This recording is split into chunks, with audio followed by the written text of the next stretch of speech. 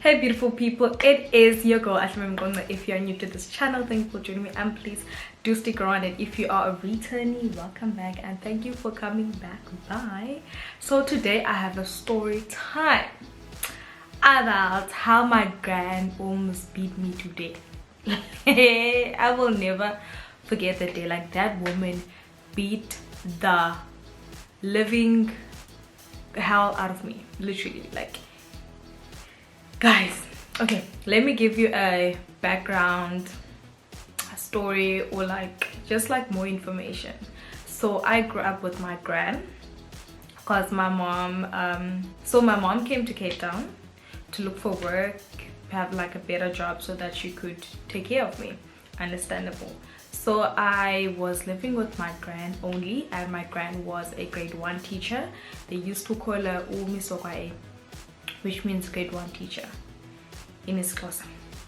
So I grew up with my gran. I'm not gonna lie, I had the best time living with my granny. I had the best time. Everything I wanted I got, literally got everything, because I was basically like her only child, like her child, because she raised me from when I was what, 6 to 8, I think. Yeah, 6 to 8. So I got everything I wanted, but it was not easy growing up with my gran. It was not the easiest at all. So my granny, as I said, she was a grade 1 teacher, and then from grade R, I did grade R in Queenstown, and then I moved to Eastern Cape to do grade 1 and grade 2. Yes, grade 1 and grade 2, because my gran wanted me to have like a foundation of isiXhosa so that I can like speak and know like my roots, you know, because my grade R and creche, I did it in like a model C kindergarten. That's what they used to call it, because it's model C. And then she wanted me to have like some Xhosa so that like I could speak and write and all of that, like the foundation. And then I'd come to Cape Town because my mom wanted me to come to Cape Town to and live with her. Anyway, when I was in grade 1, she was my grade 1 teacher. Listen, other kids in my class, they were reading the normal grade 1 books. I was reading grade 3 books. And every night I'd be forced to read a few pages. If I didn't know a word, like I'd read, and then after reading, I get like a word incorrect, and then she'd tell me.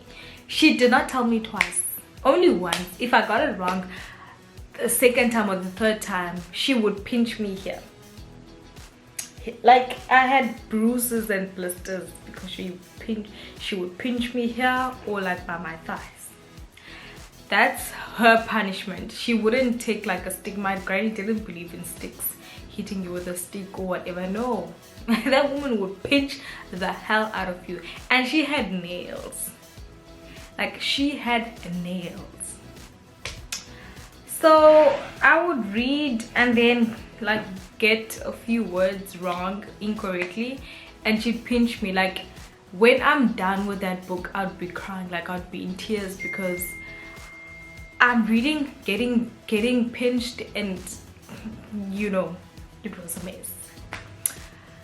But because of her and her like making me read big kids books, I was the top learner in the class. And even in like other grades, like even in high school, even in primary school, I was always one of the top learners, if not first, second or third, like always throughout my entire life, you know. So it helped me, but it came at a cost. So say for instance, we did something in class and then we all got a hiding because of whatever we did. Instead, like all the other kids will get like maybe three hidings or whatever, I would always get more. I would get more than the other kids.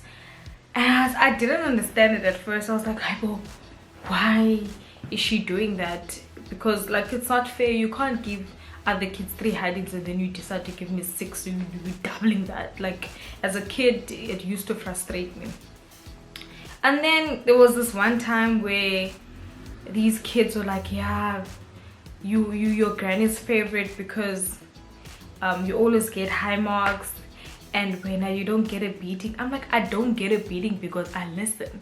Because if I do something wrong, I get double the beating. So I made sure in class I listen, I do the work, I do the homework, I do extra, because I will get double what you guys did. And one thing about me, I didn't let the other kids bully me because my gran was a teacher. I used to speak, I still do speak. Like, I never let people walk all over me. What? Hell no. So I used to tell them, yeah, Pambana, when you know that if my granny hits me, she does, yo, she goes like full on, like she will, yo, guys, that woman used to beat me. Anyway, that was just like normal background. But what I loved about her, she was understandable. You could speak to her about anything. Like, you can talk to her. If you want something, you tell her, Granny, I need like a pair of shoes. Even if you don't like ask her, when she goes to town, when it's like payday, like on the 20th, she'll bring you something and she'll take me along, and she'd ask me, what do you want? And I'll pick whatever I want. And my gran had this thing where you had like clothes for different occasions. So for church, you have church clothes. For going out, you have going out clothes. For home, you have home clothes. Like, she did that. And if I wanted to wear something, I would wear it and she wouldn't mind. So like, I had like a very good relationship with my gran, other than the fact that she used to beat the hell out of me. So this one time I was a tomboy. I grew up as a tomboy. I used to play with boys. Never used to read like girly stuff, like playing with dolls and doing all that. No, I never used to like that. I used to play with the boys. So this one time, the boys around the village were like, okay guys, let's go and swim. Bear in mind, I'm the tiniest girl ever, and these boys are like big. Like, I think I was probably in grade 2. I think I was in grade 2. These boys are like grade 7. They're big. They're way bigger than me. They're like, okay, we're going to the river. We are going to swim. And I was like, guys, I'm burning something. I'm coming. Okay, so I was like, you know what? The boys are going to swim and I am going to swim. Even though I knew nothing about swimming. And now this is like a river, flowing water. So, okay. And the thing is, we know a story of a child that drowned in that river that we're going to. But you know what? We are kids. We will go there. You know, hey guys, one thing about kids, wherever the danger is, we will go there. Kids are daredevils. We will go there. Especially when we know there is something. When people don't want us to go there, that is where you will find us. So we went, and I was the only girl among the guys. So we went. We had a good swim. I wasn't swimming. I'm not gonna lie to myself. I wasn't swimming. I was just standing there doing this when the water comes, and then I just jump because the water was like literally like here. But then I wasn't really scared because the boys were here around me. So I didn't really feel like I'll drown. Like that did not cross my mind. I was just having fun with the guys, and they were doing things like they were standing at the heel, not like a heel, but like above the water. How can I explain this? Like on the son, I can't even find the words to explain this thing, but like the water is here and then there's land, and then they would like stand on the land and then jump in the water like that. I don't know why I couldn't explain that. Anyway, they were doing that, and I'm just here in the water watching everyone. And then it rained like a few days ago, so obviously the water is like high. That's why the water was sitting here. But to the other boys it was like a waistline because they told them. I don't know what happened. I honestly don't know how this happened. Like I just slipped and like I fell in the water, and then I just remembered grabbing people, like, you know, when you're suffocating. I was just grabbing people, and I managed to grab this boy, and then he pulled me out, and then that was like the highlight of the day.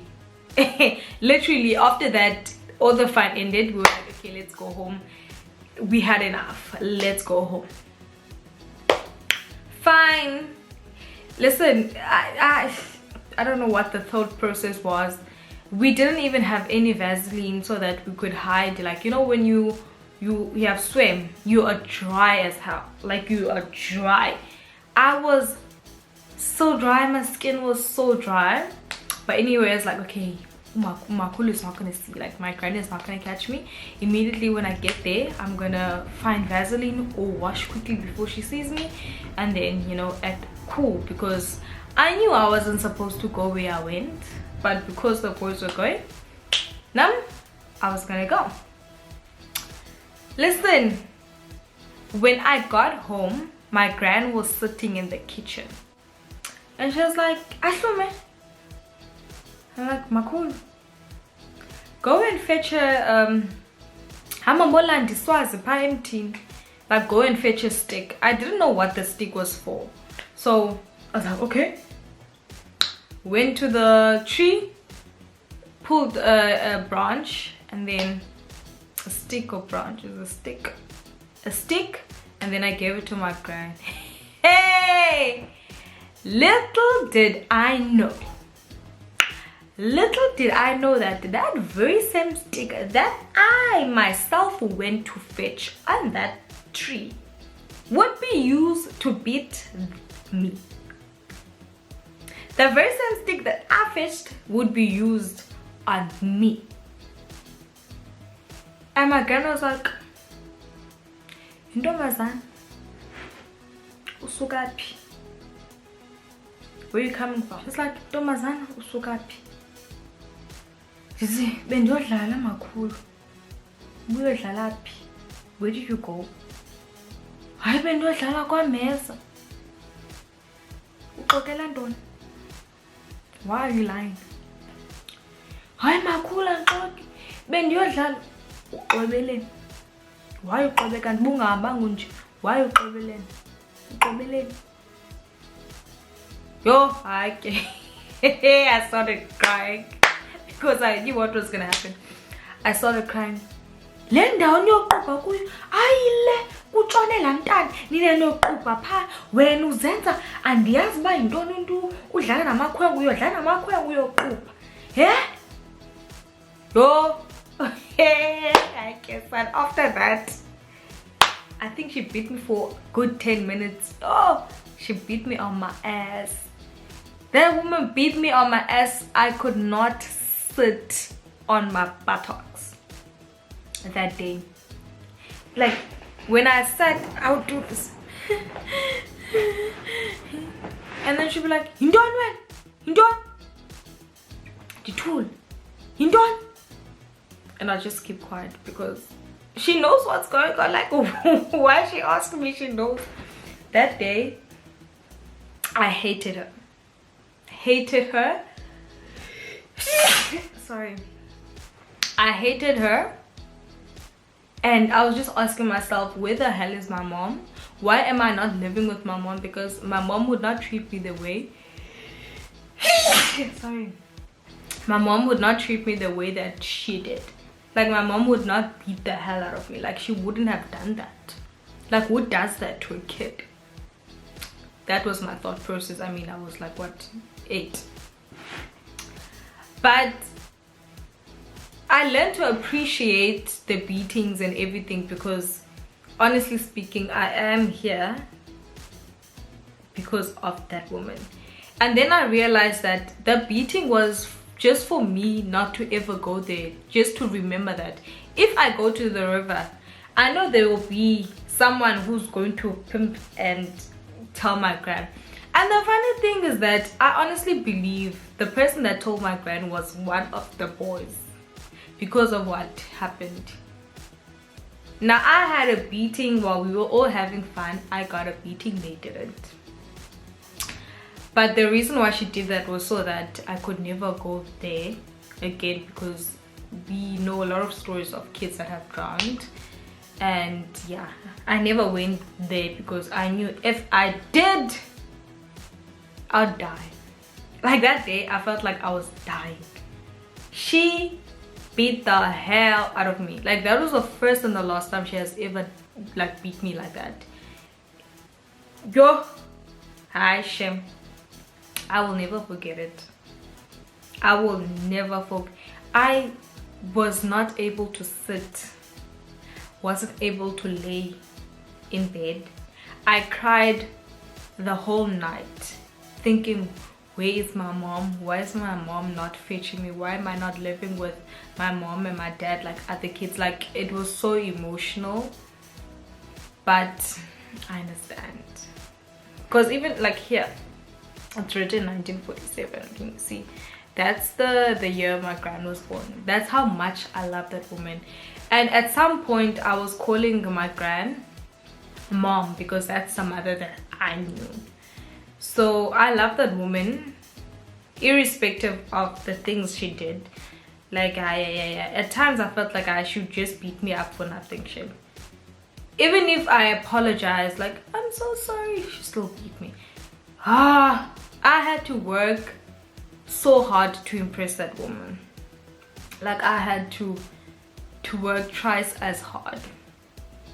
But I am grateful of the fact that I'm here. I am this person because of her lessons and the sacrifice. Not really sacrifices, because I don't feel my granny really sacrificed anything for me personally. But I'm the woman that I am, or the young lady that I am, because of her teachings and her what, I don't know how to explain this, but you know, that's the best I can explain. And when my mom finally came to fetch me to live with her, I didn't want to go because I was so happy with my grandmother. Like I was literally getting everything that I wanted, and I just didn't want to go. And my gran, oh my word, that lady taught me so much. As I started cooking. People don't even believe me when I tell them. I started cooking at the age of 6 years. I started cooking. So yeah, this lady is because of her, and I'm forever grateful. Love her to death. Like she's the one person that I make sure I impress other people, even like my mom. I'm being me with them, but with my gran I make sure like I impress her. I always want her to be happy. Like I just do the most when it comes to my gran, because that is my first mother. That is the love of my life. Yes guys, that's the end of the video. Hope you guys do enjoy. It was very short, but it was a life lesson. It was a life lesson, and hope you enjoyed the video. If you want to see anything on this channel, please do tell me in the comment section. Do not forget to like and subscribe. Bye.